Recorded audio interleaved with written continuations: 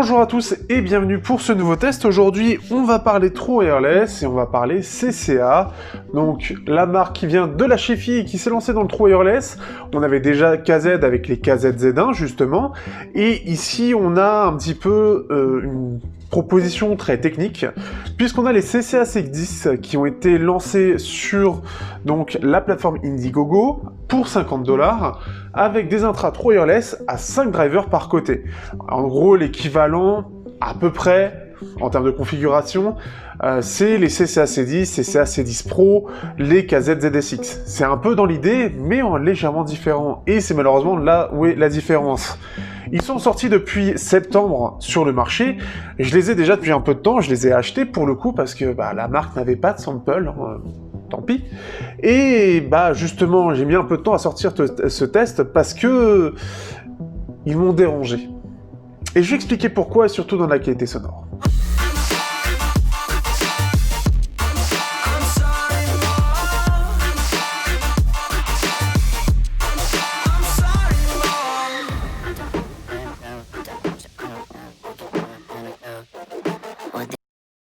Au niveau du design, les CCA CX10 reprennent au niveau du boîtier celui des KZ Z1.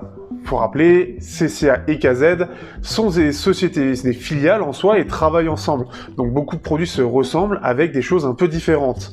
La boîte est exactement la même, cette boîte carrée, arrondie, avec ce côté micro USB à 50 € aujourd'hui. Je pense qu'ils auraient peut-être pu faire l'effort d'avoir une version une version USB-C, ce qui n'est malheureusement pas le cas.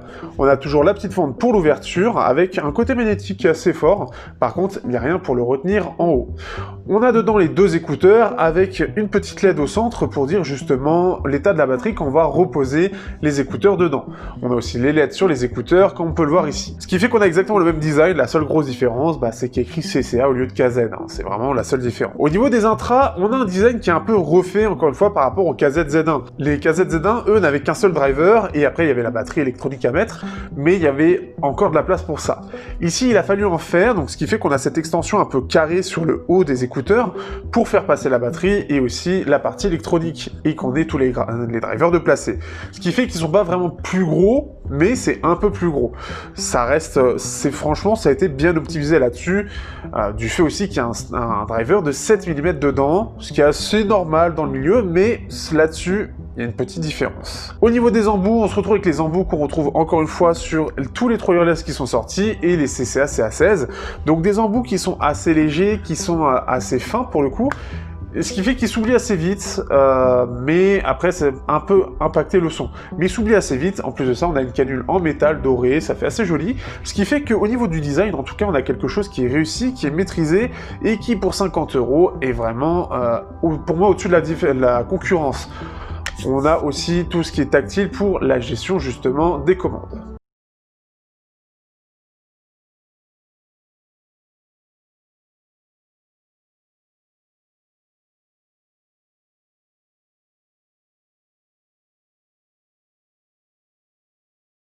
On passe sur une première partie Bluetooth, donc cette fois-ci on est sur du Bluetooth qui est du Realtek, avec du SBC et du AAC, rien d'incroyable en soi, on l'a déjà sur les KZ-Z1 et on l'a sur pas mal de petits produits du type True Wireless, ce qui était par exemple utilisé aussi sur les TRN BT20. La connexion est plutôt solide, le souci que j'ai parfois c'est que la liaison True Wireless entre les deux écouteurs ne se font pas forcément.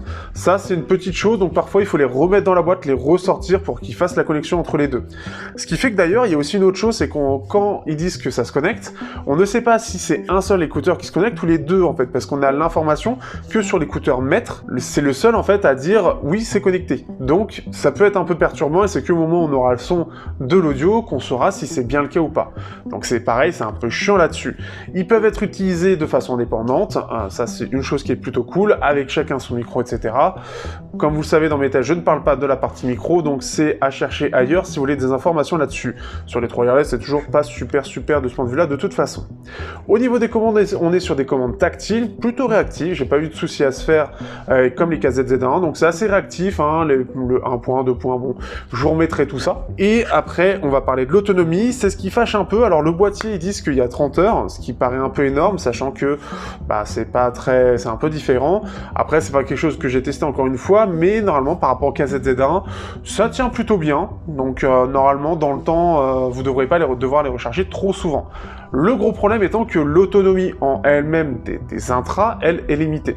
Alors j'ai fait un test aujourd'hui, alors ça fait 2 mois que je l'ai, donc pour vous dire à quel point je suis frileux avec ce produit, on est à peu près à 2h30, 3h. Donc c'est correct en AAC, avec une bonne connexion Bluetooth. Quand vous en avez une moyenne d'un smartphone qui est pas super, ça peut tomber plus à 2h30, ce qui était le cas des KZZ1 par exemple. On a pour finir aussi un petit gaming mode qui va bouffer un peu plus de batterie, mais qui va permettre de réduire la latence. Ça va permettre d'avoir une meilleure gestion au niveau de la synchronisation par rapport aux vidéos YouTube, etc. Mais bah, la différence, on voit pas trop, c'est pas pour le gaming du tout.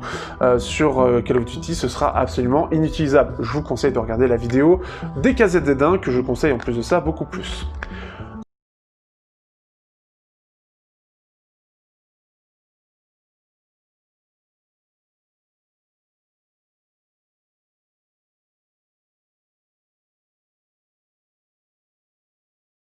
Bien, parlons maintenant d'un sujet qui est à la fois intéressant et qui, pour moi, fâche un peu.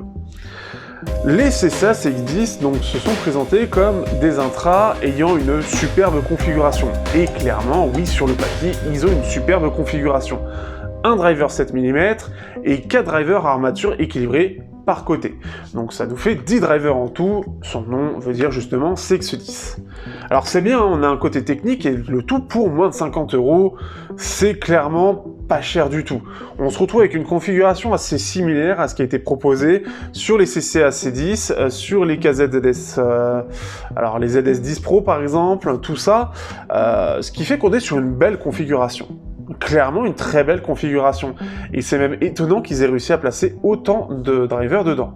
D'ailleurs, au passage, les KZ SA8 sont sortis en full armature équilibrée, je ne suis pas sûr de les tester, on verra peut-être plus tard, mais ça m'a pas été proposé. Revenons au sujet, les CCA. Donc, ils ont sorti en plus de ça, avec les KZS2, un nouveau driver dédié pour ça justement, de 7 mm. Un driver qui a été conçu par KZ, développé pour le True Wireless, je pense pour que ça prenne moins de place, et pour mettre plus d'armature équilibrée. En gros, dans l'optique de faire des CCA CX10 et des KZ-S2. Mon expérience avec les KZ-S2 était déjà pas très bonne, parce que le but, ça a été juste de faire un côté technique, mais à la tonalité, tout ça, ils s'en battaient un peu les couilles. Ce qui fait que bah, le produit était pas super intéressant, et la première chose qui va arriver, alors on voit par exemple sur la réponse en fréquence, la courbe de fréquence, on est sur une signature en V. Moi, ça me dérange pas, j'aime bien ça. Sauf que, eh bien, par rapport à ce qu'on a sur la courbe, bah, c'est pas aussi bien que ça. C'est pas très vendeur. En plus de ça, ceux qui ont vu mon test des CCA CA16, les filaires, bah, on a une expérience un peu similaire. Le problème étant que le driver 7 mm, en plus dans son réglage qui est montré ici, n'est clairement pas bon dans son domaine. Mais vraiment pas. Les KZZ1 sont largement au-dessus pour la réponse en basse. Et pourtant, du 7 mm, dans le côté True Wireless, on en a des très bons. Alors certes, beaucoup plus chers, mais si je pense, par exemple, à ce que propose Sennheiser, il propose un très bon driver 7 mm. Sauf que là, on parle de CCA, KZ, qui viennent de la Chi-Fi, et qui ont des drivers, normalement, qui sont plutôt bons, et bien meilleurs que ce que propose Sennheiser dans sa gamme de prix. Alors oui, ça n'a rien à voir, et surtout l'espace n'est pas le même, mais ça à prendre en compte. Et ce qui fait que le premier problème, c'est que on a une basse qui est présente, mais ça manque d'impact, ça manque de rapidité, ça manque de profondeur, dans le sens où ça va bas, mais on l'entend pas beaucoup. Donc ce qui fait que on a une basse qui est pas très élevée, qui est un peu punchy, mais elle est un peu mollassonne aussi, donc on se fait un peu chier, et qui est pas super détaillé non plus. Après, on arrive au médium. Les médiums sont pour le coup plutôt jolis, je trouve, ils sont plutôt agréables quand on est vraiment dans le pur bas médium. On a quelque chose qui est assez joli, qui est plutôt correct, c'est un peu chaud, c'est agréable, et on arrive au médium, et là ça se gâte. Ça se gâte parce que déjà, bah, on peut pas mettre très fort, parce que sinon déjà on a de la sibilance. ce qui fait que ça va vite être agressif, ça va vite nous péter les tympans, et c'était le même problème avec les CCA CA16. Donc on se retrouve en fait avec un réglage similaire, et c'est là où est le problème. Et je continue, on a des aigus qui sont encore plus violents, donc ce qui fait que c'est encore plus présent.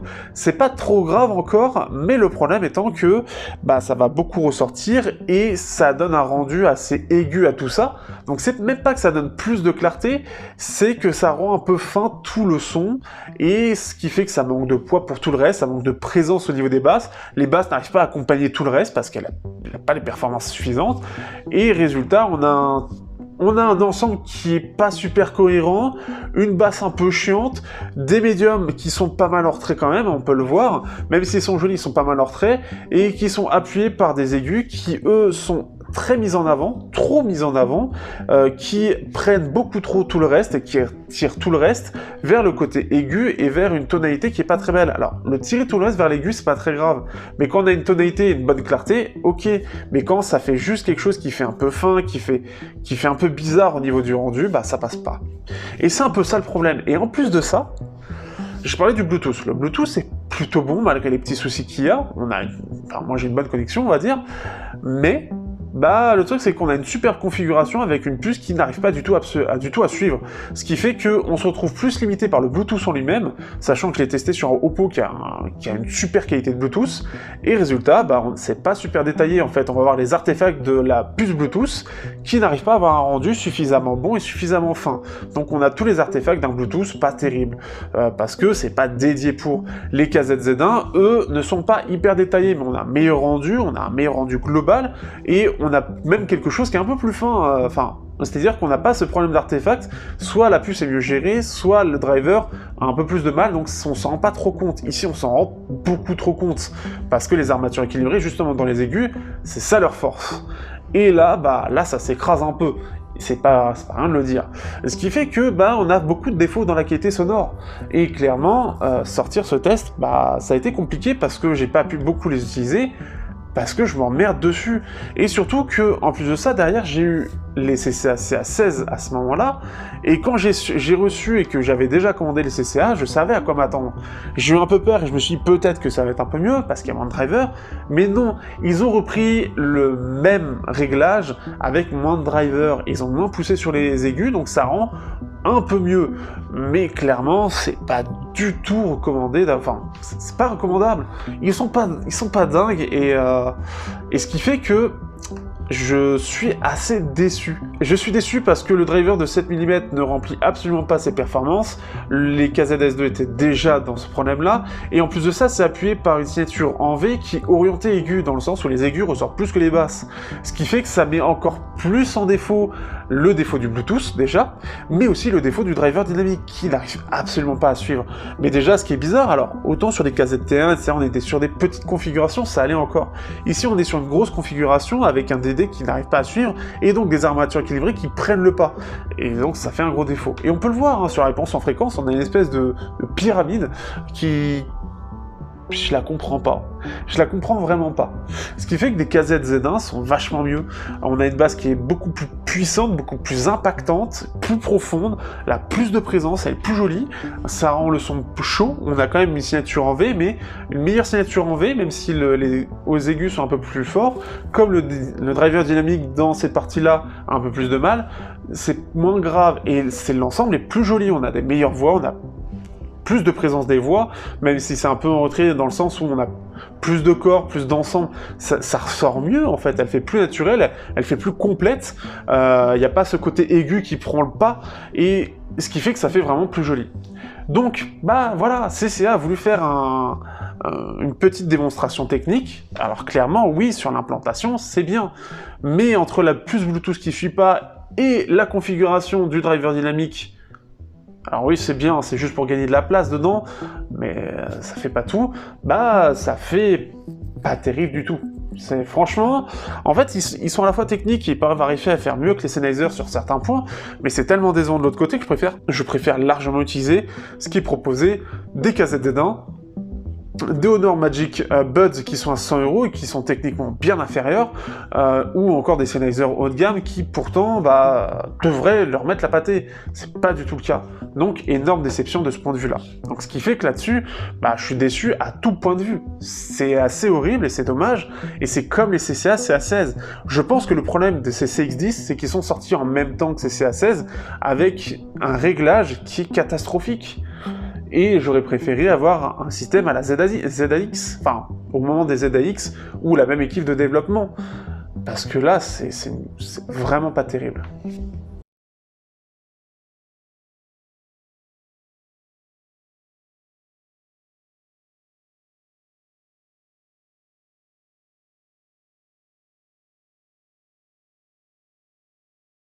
Donc ce qui fait que forcément on arrive à la conclusion, et donc, ce qui fait que vous comprenez bien mon avis dessus. Pour 50 €, il y avait une promesse derrière, il y avait la promesse d'un putain de son, mieux que tout le monde, parce qu'il y a une super configuration qu'on n'a jamais vue sur le marché. Et oui, c'est une configuration qu'on n'a jamais vue jusqu'à maintenant sur le marché. Ils sont en train d'en faire d'autres, mais ce qui fait que c'est effectivement les intra wireless avec le plus de drivers implantés dedans. Mais c'est bien de faire ça, mais c'est pas suffisant. Et là pour le coup, CCA a clairement bâclé son produit. De par déjà son driver dynamique, le réglage de ce driver dynamique aussi, et de par le réglage des armatures équilibrées dans les hautes fréquences. Le fait que ce soit une signature en V, encore une fois, ça ne me dérange pas, mais l'intégration a clairement été foirée. Et ce qui fait qu'on se retrouve d'une superbe promesse à une énorme déception. Mais en plus, ce n'est pas le seul problème, puisqu'on a le fait que la puce Bluetooth, elle ne suit pas en termes de performance aussi, on a le fait que l'autonomie ne suit pas non plus, donc ça, c'est encore un autre problème, ce qui fait que si on avait que l'autonomie, ce serait pas très grave, mais là, ça s'accumule. Le fait qu'à 50 €, là où les concurrents sortent avec des boîtiers en USB-C, on est encore en micro USB, ça aussi, c'est un autre problème. Ce qui fait qu'à 50 €, il aurait pu tout ou presque avoir pour réussir, mais résultat, je ne l'aime pas du tout. Dans le sens où, techniquement, ouais, il peut être supérieur dans divers points, mais dans la réalité, le son est tellement mal réglé, il est mal réglé, avec un driver dynamique qui n'est pas au point, résultat, je ne peux pas l'écouter. Je préfère écouter quelque chose qui est moins technique, que ce soit les KZZ1, les Honor Magic Buds, qui sont vraiment deux excellents choix. Presque à la limite, je préfère encore écouter les plutôt limités Oki à 50 €, qui sont plus limités que les Honor pour le coup, parce que dans les aigus, ils se cassent un peu la gueule, mais ils sont plus jolis à l'écoute, il y a un meilleur réglage. Et il y a surtout un driver dynamique 10 mm, et ça change tout. Ce que j'espère de voir, c'est, alors peut-être voir des KZ SA8 SA08 qui sont plutôt bien faits, mais honnêtement, de l'armature équilibrée en wireless, uniquement ça, c'est un côté technique, donc la qualité en elle-même, on peut se poser des questions. Les KZ-Z3, j'ai un peu plus confiance en ça, donc on peut avoir quelque chose de sympa. Ça va être le driver dynamique 10 mm Xun, qui est très bon, avec deux armatures équilibrées pour les aigus. Ça peut être sympa, donc ça, j'ai plus hâte de voir ça. Mais malheureusement, CCA s'est cassé la gueule, c'était sympathique, mais je pense comprendre pourquoi ils l'ont fait en crowdfunding. Ça permet justement de s'assurer des ventes de ce produit. Mais ce produit, malheureusement, n'est pas intéressant. On va faire un tour, j'ai vu 2-3 tests sur ces CACX10, j'ai été assez violent et méchant avec eux, mais on va pouvoir un peu nuancer justement avec certains tests plus gentils. Alors, au passage d'ailleurs, je devais recevoir les CCACX4, mais malheureusement, ils se sont perdus dans la nature, dans le monde, je ne sais pas où. Donc déjà sur Redfi, il y a une review qui est sortie le 19 septembre par Watch and Stare, donc les meilleurs wireless que j'ai eu, en tout cas au meilleur budget. Une signature fun avec pas mal de détails et un bon confort, et c'est vrai que oui, ils sont confortables. Par contre, une signature en V qui ne pourra pas plaire forcément à tout le monde, et seulement AC, alors les codecs AC aptX, on s'en fout, là pour le coup c'est surtout la puce Bluetooth qui n'est pas au point. Qu'est-ce que j'ai vu d'autre? Audiophilion, alors qu'est-ce qui a été dit par lui? Ce que je sais, c'est que ça sonne un peu moyen, mais si on considère le prix des CCA-CX10, ils sont définitivement vraiment quelque chose à prendre juste pour le look et la bonne qualité sonore pour du wireless. ils ne vont pas casser la banque et le fait que ça manque d'un codec de qualité aptX, blablabla, la aptX, ah là là, mais ils font plutôt bien le job et ils devraient être bien pour des longues courses. Alors, oui, après 2h30, normalement, ça devrait aller. On a Audiofull Reviews qui, eux, sont peut-être un peu plus violents pour le coup. Je les ai déjà vus violents avec d'autres intras de la marque. Qu'est-ce qu'ils disent, eux ? Les CX10 ne sont pas en direct par rapport à la ligne KZ. Les SA08, donc ceux dont je parlais avant, sont probablement plus proches. Mais ça use d'un driver dynamique pour les basses, là où KZ utilise une armature. Bon alors, ils disent encore une fois, le problème c'est qu'il n'y a pas d'aptX HD ou de LDAC. Bon, ça encore une fois, ça veut rien dire. Et ils partagent trop de features par rapport au CX4, pour les ignorer. Bon, après, avoir du LDAC qui te consomme la batterie en 1 heure, ça sert absolument à rien. Encore une fois, les gens se précipitent beaucoup trop sur le problème de codec, alors qu'il faut déjà une bonne amplification. Le codec, un LDAC ne sert à rien de plus. En plus de ça, la signature est un peu plus détaillée et partage une signature similaire pour ceux qui n'aiment pas le son des CX4. En tout cas, voilà, ceux qui n'apprécient pas les CX4 n'apprécieront pas les CX10. Si les CX10 sont $10 plus chers que les CX4, ça devrait être une recommandation facile, mais les CX10 sont au double du prix des CX4 et ça vaut pas le coup.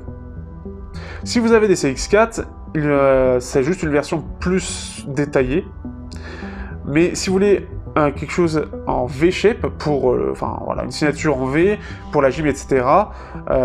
Il vaut mieux aller sur les CX10. Ah d'accord, donc les CX4 ont peut-être moins d'aigus, mais voilà, ça va coûter plus cher. Ouais, bon, ok, je suis pas convaincu.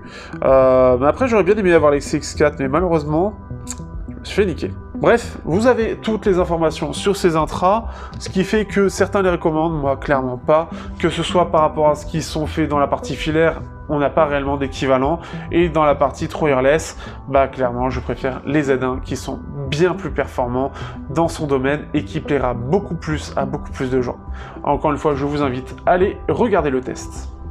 Sur ce, à bientôt pour un prochain test sur Technoid. N'hésitez pas à liker, partager, commenter tout ça, le lien dans la description, ça me fait des commissions, blablabla. Comme d'habitude, vous avez le Discord si vous voulez justement m'insulter parce que j'insulte un produit que vous aimez. Allez-y, faites-vous plaisir, à bientôt.